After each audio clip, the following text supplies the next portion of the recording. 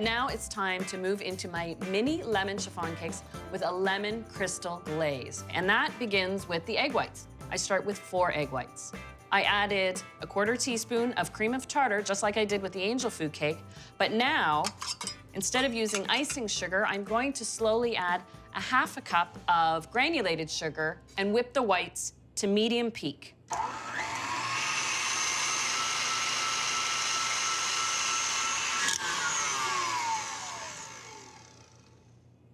There we go, just a nice soft curl over. Now here's what you do if you've accidentally over-whipped your egg whites. Let your egg whites sit for 10 minutes. Even if you've added the sugar, you'll find they'll separate out. Then on medium speed, re-whip them to that point you missed the first time. Now I'm going to sift my dry ingredients, a cup of cake and pastry flour, another 1/2 cup of granulated sugar. And in this recipe, I need to add a little baking powder because the difference between this chiffon cake and the angel food cake I made is we're going to add fat in the form of vegetable oil and egg yolks. So you need that baking powder to balance it out and give it a little push against the oil that is in the recipe. So this takes a 1.5 teaspoons of baking powder and just a 1/4 teaspoon of salt.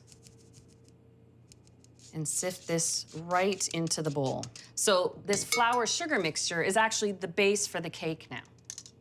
Now for the liquids.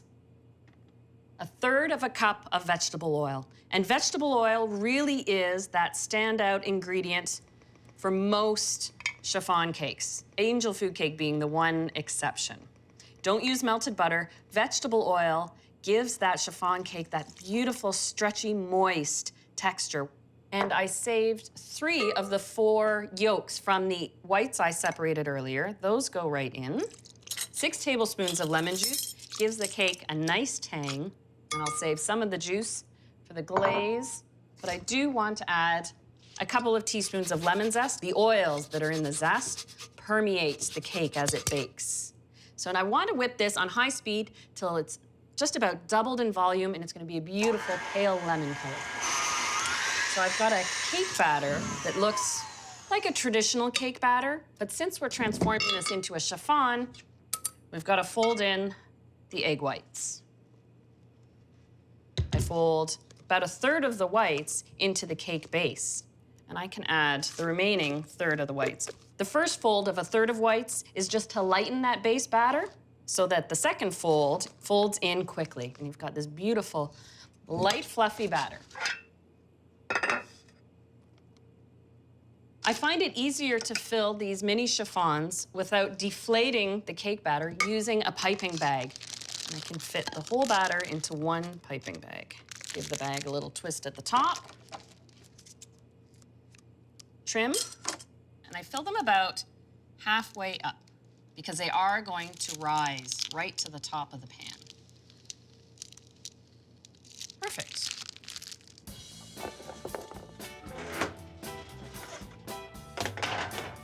These immediately will go into the oven at 325 for 16 to 18 minutes. So this lemon glaze is a cup of sugar in a sauce pot, and then I'll measure 1/3 cup of fresh squeezed lemon juice. I simply heat and stir these together to just below a simmer. You're just looking to dissolve the sugar. So after this comes to a simmer, I need it to cool down a good 15 minutes, and that's about perfect timing when the chiffon cakes will come out of the oven. So just like the angel food cake, you check the doneness by pressing the center of the cake. When it springs back, you know it's done. Now, the other important chiffon factor is you have to cool it upside down. So whether you set ramekins on your kitchen counter, or in this case I use tart rings, you want to flip the whole pan upside down, and this way the air can get underneath it until they cool completely. It only takes about 20 to 30 minutes for them to cool. Now I have some already cooled and ready to be unmolded. Just like the angel food cake, run, except this time a smaller palette knife, all the way around, and just give it a little lift from the bottom. And I'm setting these on the cooling rack so that they have room for the glaze to coat all sides and drip off and set up completely. Now, an additional 1/3 cup of granulated sugar.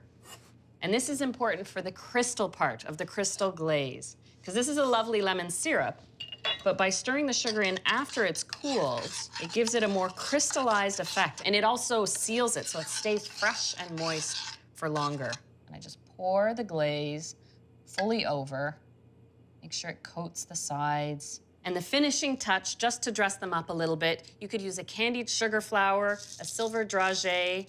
Here I've got little sugar pearl dragees, fully edible. It takes about 2 hours for that lemon crystal glaze to set on the outside of the chiffon cake. Because of that added sugar, it doesn't soak in like a syrup and really is a nice little tangy crunch on the outside of it.